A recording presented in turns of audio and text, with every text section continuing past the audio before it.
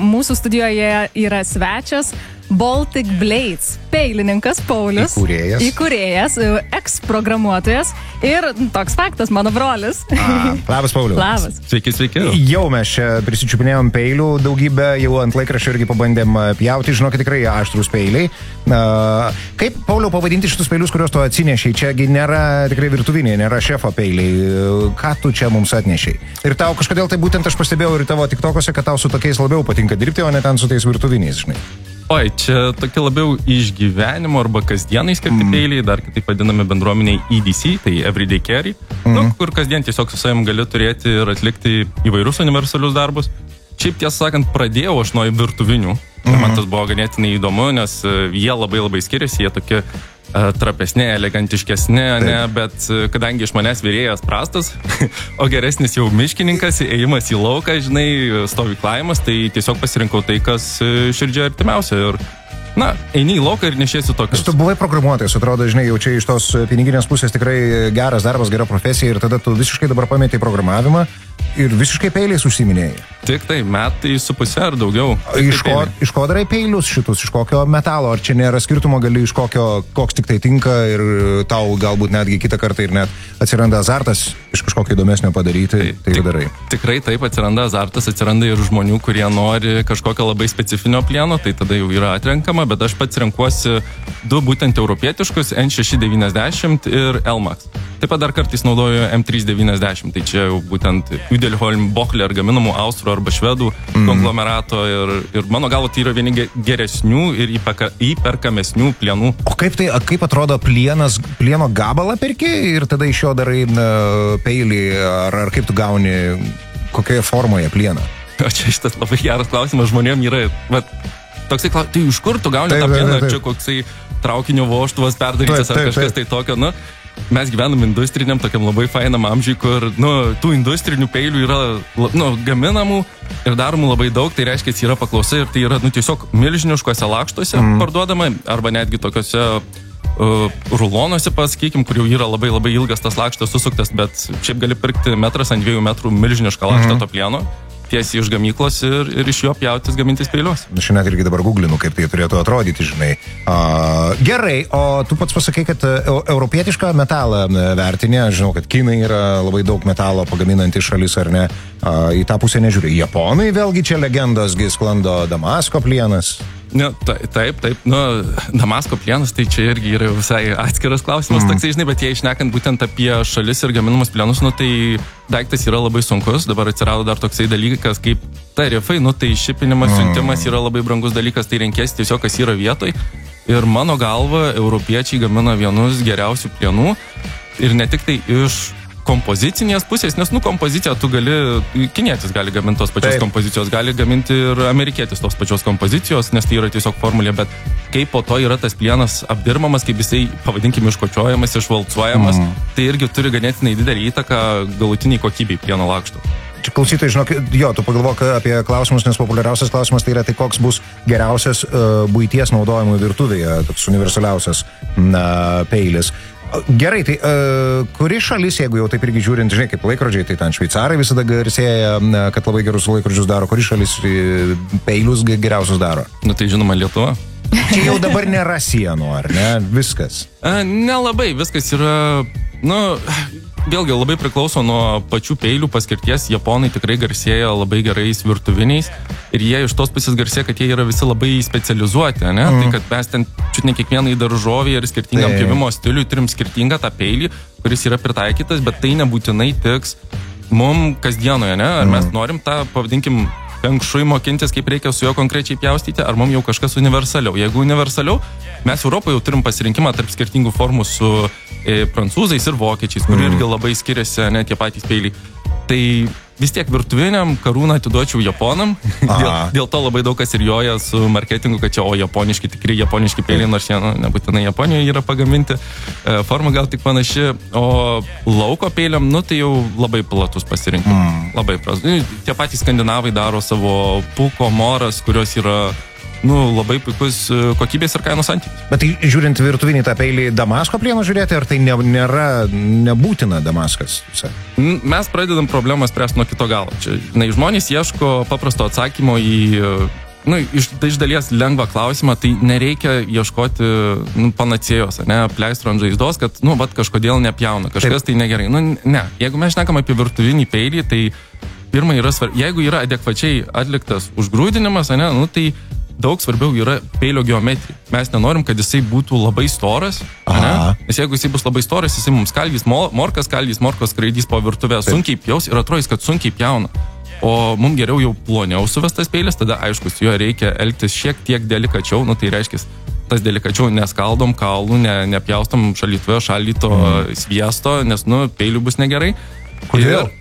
Sviestas, nes dabar žiūrėk, labai plonai suvestas peilis, kai tu pjauni sviestą, peilis prilimpa, įsminga ir ką tu darai? Tu jį čiučiuką į šoną suki ir tada jau užlūžta dantys. Čia taip reikia mikroskopiškai netgi galvoti, kas nutinka pačioje su geležte, ar ne, kai susiliečia su paviršium. Būna ir makroskopiškai, jau matosi, žino, kad jau išlūžta ir didelis gabaliukas, tada reikia taisyti, o kai taisai, tada ašmenys kyla į viršų, jie storėja, peilis prašiau pjauna, tada reikia plonint, prisidarai bėdų.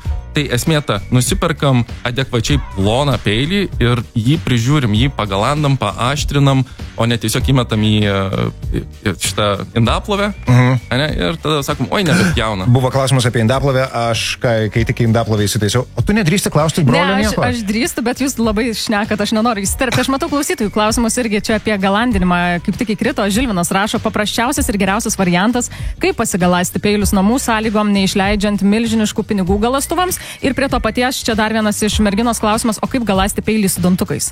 Labai šiaip neblogi klausimai ir tikrai aktualūs, tai geriausia galasti peilį jį taip, kaip jau moki, nesipirkti kažkokios ten brangesnės sistemos, kurią reikės mokintis. Daug kas nusiperka tą, pavadinkim, drožtuką, kur brauky yra tiesiog plokštelis ir jos drožia tą metalą. Du ratukai, ten jie deimantiniai vadinasi. Čia jau geras variantas, jeigu yra ratukai. Nes ratukai jie sukasi ir jie abrazyviai veikia tą ašmenį, o kur yra jau kietmetalio plokštelės, kurios drožia plieną, tu matai kaip drožės eina, ten jau yra mirtis peilių, tai žmogus tokį naudodamas, jo raumenų atmintis yra, aš tiesiog traukiu peilį, tai jisai sako, oi, man reikia kažko geresnio, jisai šoka, nusiperka akmenis galandimo, kur jau visiškai kitaip reikia galasti ir sako, ai, nemoku, išleidau daug pinigų, nesigauna peilis bukas. Tai ne, tai tiesiog, kaip jūs jau dabar aštrinat peilius, jeigu jums patinka tiesiog braukti ir jūs nenorit per daug sukti galvos, nes peilis tai yra tiesiog įrankis, kuris jums atlieka darbą, jūs neturit būti vergas to pačio peilio, jisai jums turi dirbti. Tai pasižiūrit taip ir tada pasižiūrit, kiek jūs pinigų galite išleisti ir tada, jeigu tai yra tas drožtuko tipas, sekantis žingsnis būtų pirkti, kur viduje yra tie akmenukai, kurie sukasi, nes jie daug mažiau, gadins tą peilį, jis tarnaus daug ilgiau ir tiesiog pasiaštrina. Jie nedrož ašmens, metalo būtent ir nekeis kampo geležtės.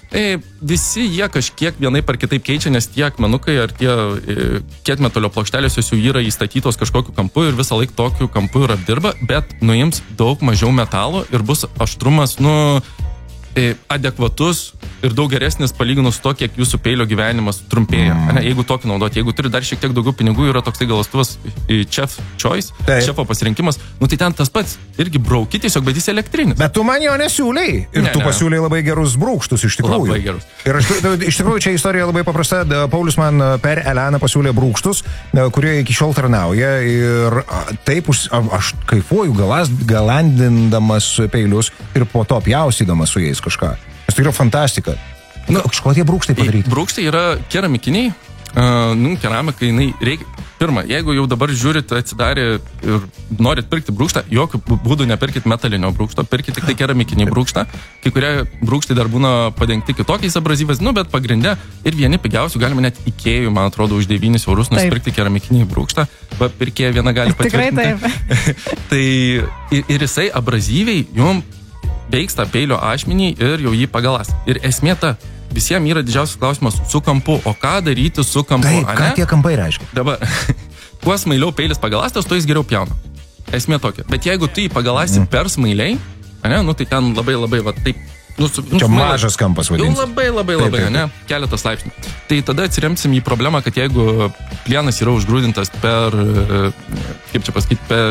per kietai, tai gali tada trupėti ašmo, jeigu jisai bus per minkštai užgrūdintas, tai reikia tada tiesiog tą kampą didinti ir žiūrėti, kada jau pasiekėm adekvačią vietą, kai jisai netrupa arba neužsilenkia, bet ir laiko tą aštrumą ir gerai pjauna. Tai esmė tokia, ką aš norėjau pasakyti. Kai nusiperkam brūkštą, labai paprastas žaidimas. Pasimam markerį, užsipiešiam ant ašmens ir braukiam tiesiog. Ir mums reikia ne visą galandimo liniją paveikti, bet reikia mums tik tai patį galiuką, nes brūkštas tai yra paaštrinimo priemonė. Jeigu jisai yra nelabai grubus, tai reiškia, mes atstatysim tą aštrumą. Ir jūs sakysit, tai kiek aš galiu dabar atstatinėti tą aštrumą? 6-8 mėnesius galite atstatinėti aštrumą drąsiai ir peilis tiek tarnaus, tiesiog su brūkštu.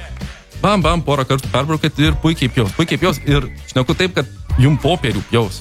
Bus aštrus peilis, bus normalus, tik tai reikia jį pagauti, kada jis jau biškį bunka, šimpa ir tada perbrauk. Nes ir šiaip visi sako, kad didžiausia tikimybė įsipjauti yra, kai peilis yra atbukęs, o ne pagalastas. Ir Gabrielius tavęs klausė, ar žinojai, kad peilį galima pagalasti į puodelio dugną, galandau 5 metus?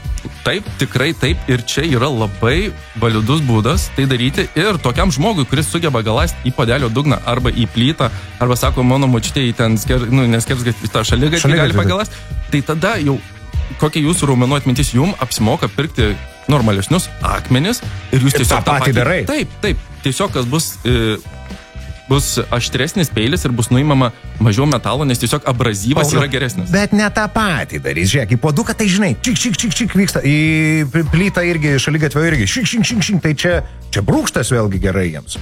Irgi brūkštas, irgi gerai, bet akmuo tai būtų jau pagalandimo priemonė, kai jau nutinka kažkas jau rimtesnio, tikrai atbunka, kaip pas jūs ofise, tarkim, peilis. Taip. Ir dėl ko jie atbunka, dar pakalbėkim. O viešpatie Dieve. Jo, nes va čia kaip tik irgi parašė Laimutis, nežinau, visą gyvenimą galandų pats peilius, 10 metų turiu, galandų pjauna viską, iki tol, kol draugė nepaima naudoti. Tai va apie tas klaidas, ko jokiais būdais negalima daryti. Tai dabar iš tos laidos, mėly klausytojai, jeigu galite įsinešti, tai prašau įsineškit šitus kelius punktus. Nepjaustykit lėkštėj ir ant stalviršio. Ir nedėkite į indaplovę peilių. Viskas. Ir ant stiklinės lentutės, kuri ne lentutė. Tai čia tokia perverzija, kad aš net nepagalvojau, bet tikrai irgi taip nedarykit. Nedarykit. Jokių būdų pjaustykit ant medinės lentutės, ant plastikinės lentutės ir tada peilis tikrai tarnaus ilgai ir tiesiog nuplaukit jį rankomis, nes indaplovėje jam nėra pati geriausia vieta. Taip, atbukina visiškai. Bet bent jau, kaip Paulius man sakė kažkada, kad užtenka turėti gerai pagalastą peilį, vieną kartą kaip nors ten bepjaunant priliesti lėkštę ir viskas, jau jisai atbuko. Nes labai gera ta informacija buvo, kad reikia galvoti apie tą tokį mikroskopinį, kaip pasakyti, vaizdą, kas nutinka geležtei, kuris smailas, pačiame, kaip pasakyti, gale yra. Ji tiesiog susiploja. Taip, tai visiškai teisingai. Keramika yra kietesnė už tą metalą ir, taip, teisingai. Taip. Paprastas klausimas, o tai ką ta indaplovė padaro peiliui? Oi, tai gali ne tik tai tie plovimo milteliai veikia šiek tiek šarmiškai ir abrazyviai, nes jos tiesiog purškiami, bet tas šarmas, vėlgi labai teisingai sakė, kad mes žiūrim į mikroskopinį lygį ir tas suvedimas, labai geras pjovimas, tai yra tikrai mikroskopinis lygis ir užtenka net nerūdijančiam plienui, kad tas šarmas labiau paveiktų, labiau pagraužtų. Ir tiesiog bus atšipęs peilis, tuo labiau jisai būna ten kartais atremtas kokį kitą metalą, šiek tiek sujuda kažkas, tai ir tada jau nebepjauna. Aš tikrai už brūkštus, jeigu reikėtų čia taip dabar universalaus kažkokio patarimo visiems. Tau irgi kaip meditacija veikia, čia irgi kažkas reiškia, kad sako, aš galiu 5 minutės atsisėdęs visus peilius galasti, aš tiesiog medituoju. Ir tada, kaip pasitikrinti, tai iš tikrųjų ir šitie visi peilininkai prenumeruoja laikraščius, bet ne tam, kad skaityti, o tam, kad pjausyti.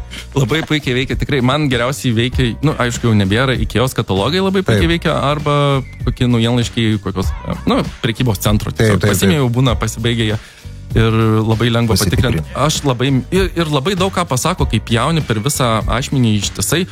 Matai, kuri vieta labai gerai kabina, matai, kuri nelabai gerai kabina. Ir su brūkštais kai kurie daro klaidą, kad jie mato, kurioje vietoje nepjauna ir tiesiog tą vietą brauko ir bando ją paaštrinti, bet reikėtų tiesiog visą ašmenį išilgai veikti ir tada vienodai nusims metalas. Pauliau, mes jau čia viršėjom irgi tą laiką, tai tokį universalų kažkokį tai patarimą, tai nuo kiek eurų reikia peilio ieškoti virtuvinio? Oi, virtuvinio, tai sakyčiau 100 eurų turėsit labai gerą, galite ir 80 ir gerą nusipirksit, virš 50 matai. Darai virtuvinius? Jau tik tai, kai man susišviečia, tas būna labai retai ir kas pirmas ateina, tas nusipirka, tai dažniausiai nebūna. Jeigu ir softinat, medžiojat ar panašiai, ir šiaip, kas paaiškėjo irgi, aš nežinau, Pauliau, šito dalyko, kad Lietuvoje dabar galima peilį kokio nori ilgio geležtę nešiotis. su tam tikrom išlygom taip, jeigu mes apie automatiškai atsilenkiančius peilius ar gravitacinius, tai jau ten šiek tiek kita kalba, bet apie ištisinius, taip galima praktiškai kokio nori ilgio peilį nešiotis ir yra tikrai mitas, kad plaštakos plotis yra peilio geležtės ilgis. Ne.